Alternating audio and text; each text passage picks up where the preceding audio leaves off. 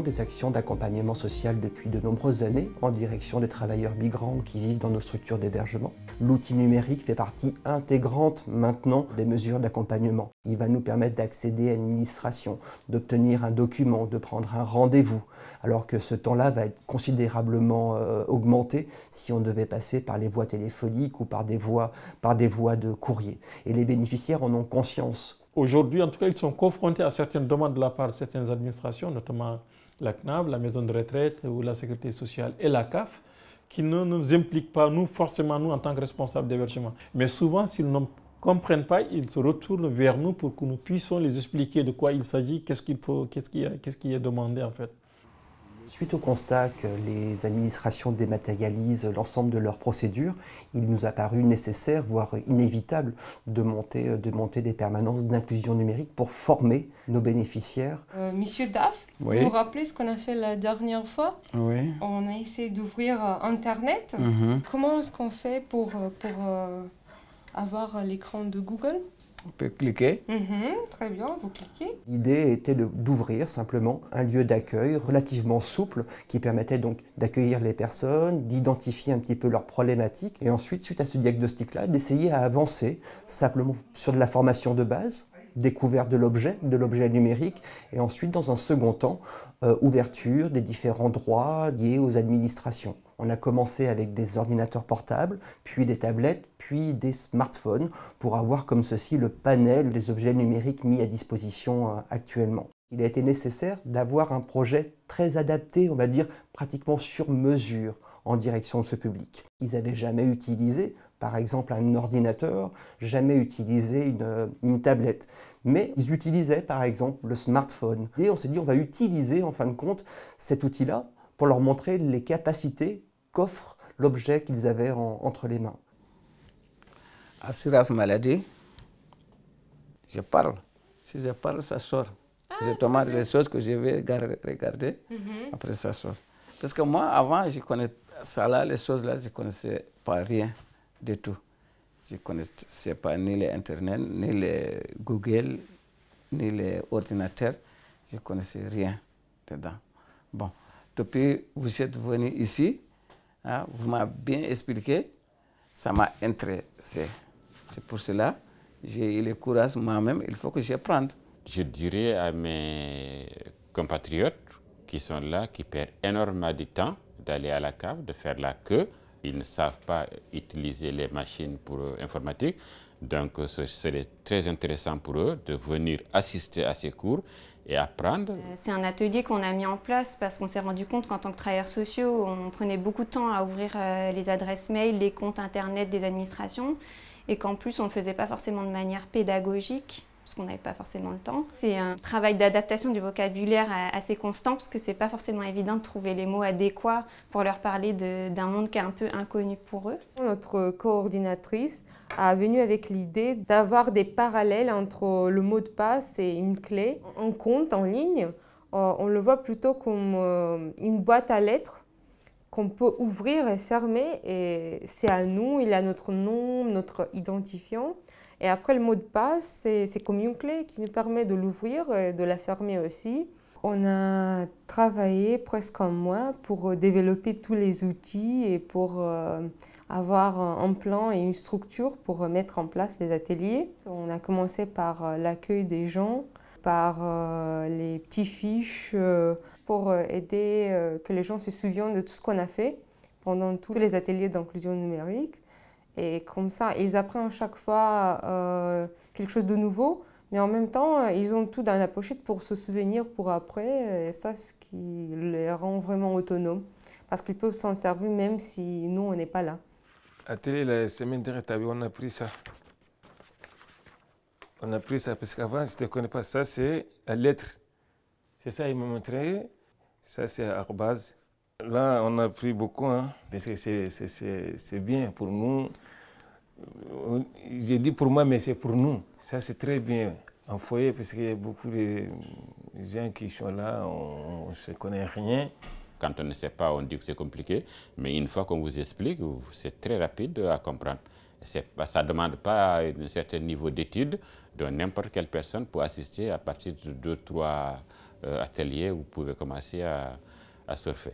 Nous, on a essayé d'adapter vraiment tous les outils qu'on trouve sur Internet, tous les fiches pédagogiques, tous les symboles, toutes les applications, mais de les adapter pour les gens même qui ne peuvent pas très bien lire, écrire. Ils peuvent se dire, bah, en fait, oui, c'est vrai, moi, je n'ai pas des diplômes peut-être, je ne me sens pas à l'aise avec l'écriture ou la lecture, mais en fait, moi, je maîtrise très bien l'ordinateur, mon smartphone. J'ai accès aux données, à mes droits sociaux aussi, et donc je suis autonome, en fait, je peux tout faire. Il y a un engouement, en tout cas au sein de certaines catégories de résidents qui vont régulièrement donc, à l'atelier du mercredi pour s'instruire. Ça renvoie aussi à une fierté, à une certaine capacité de la satisfaction de soi pour dire que je suis capable de le faire moi-même. Ça développe une autonomie. Un résident m'a envoyé un mail via donc, ma messagerie professionnelle donc, de Coalia pour me dire qu'effectivement il avait des difficultés, donc une fuite au niveau de sa chasse d'eau. Donc c'est déjà une très bonne chose pour nous en tant que responsables d'hébergement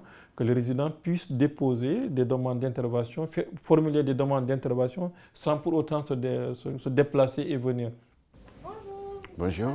Vous allez bien? Ça va et vous? Ça va très bien. Bien. L'idée était d'ouvrir une permanence sur une journée complète, totalement libre, où les gens pouvaient venir au fur et à mesure de leur envie. C'était important qu'on puisse mener ça au sein même de l'établissement et non pas sur un lieu extérieur. Les volontaires sont présentes une journée par semaine ou une journée toutes les 2 semaines sur les sites sur lesquels je travaille. Moi, j'oriente les résidents vers elles. Si elles ont un souci, elles viennent me voir pour me poser des questions, s'il y a un blocage ou s'il y a des choses à revoir. Et puis on fait des points régulièrement avec les volontaires et la coordinatrice sur ce qu'on peut améliorer, sur les difficultés qu'on rencontre, sur ce qu'on peut intégrer de nouveau dans les ateliers.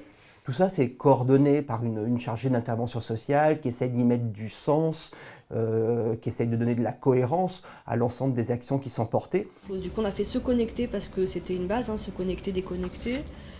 Mon rôle dans ce projet, c'est de coordonner l'ensemble des éléments pour pouvoir mettre en place de façon opérationnelle les ateliers. Donc au départ, ça a été de prendre contact avec les sites, d'accueillir les volontaires, d'organiser tous les aspects un peu matériels. Moi, j'étais partie dans l'idée quand même qu'on allait faire beaucoup d'assistanat pour ce public sur des questions administratives. Et c'est la vraie découverte. C'est aussi la pédagogie qu'ont menée les volontaires qui étaient dans cette démarche-là. On a des résidents qui gagnent réellement en autonomie, qui sont contents, qui sont satisfaits et qui sont dans un désir vraiment d'apprendre. Et non seulement un désir d'apprendre, mais un bonheur d'apprendre. On va regarder les attestations sur le smartphone. C'est comme une clé, on ouvre, on ferme. On ouvre, on ferme. Effectivement, je pense apprendre beaucoup de choses dans cet atelier puisque ça m'ouvre déjà l'esprit. Et puis j'ai commencé à mémoriser certaines choses que je ne connaissais pas et j'ai envie d'en apprendre d'autres choses aussi. Ça facilite pour nous puisqu'on ne se déplace pas. C'est-à-dire on vous amène la connaissance jusqu'à chez vous et donc on saisit l'occasion. Avec des résidents, notre rôle, oui, bien sûr, est d'animer les ateliers numériques, mais en fait, il y a un échange au niveau des êtres humains qui se passe. On a la personne qui vient s'asseoir à côté de nous, il nous donne cette confiance, il nous apporte des connaissances.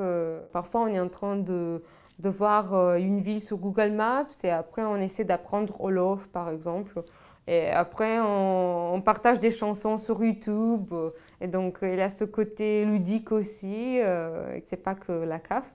Voilà, c'est ça, le D. Ah, le Deezer et le Spotify, ouais. C'est très bien pour les chansons aussi. Oui, c'est très bon.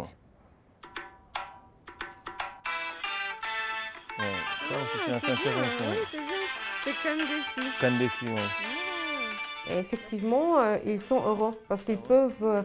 il y a cette inclusion sociale aussi. On remplit un espace qu'ils n'imaginaient pas pouvoir investir, qui est celui du numérique, où clairement, ils ne pensaient pas pour beaucoup que cette pratique du numérique leur était accessible. J'ai envie de venir. Il faut apprendre toujours dans la vie. Quand tu vas à l'école, c'est pareil. Il faut apprendre. Ils sont très, très, très gentils. Ils expliquaient bien, aucun problème. Vraiment. Toujours, il faut que je continue encore. Comme ça, voilà. Parce que j'ai commencé encore à prendre l'ordinateur pour faire l'ordinateur marcher. Avant tout ça, je ne connais rien. Mais maintenant, ça va. YouTube, ouais, Google, WhatsApp, tout ça, c'est bon. On a un leitmotiv à Coalia. Les mesures que nous mettons en œuvre, elles sont là pour favoriser l'autonomie des personnes. Pour l'inclusion numérique, c'est la même chose. Les résidents, ils ont besoin d'être citoyens. Ils en ont les compétences. Il suffit simplement de les mettre sur la voie. Mais en tout cas, leur engouement montre que cette autonomie-là, il suffit simplement de la provoquer et elle survient assez simplement.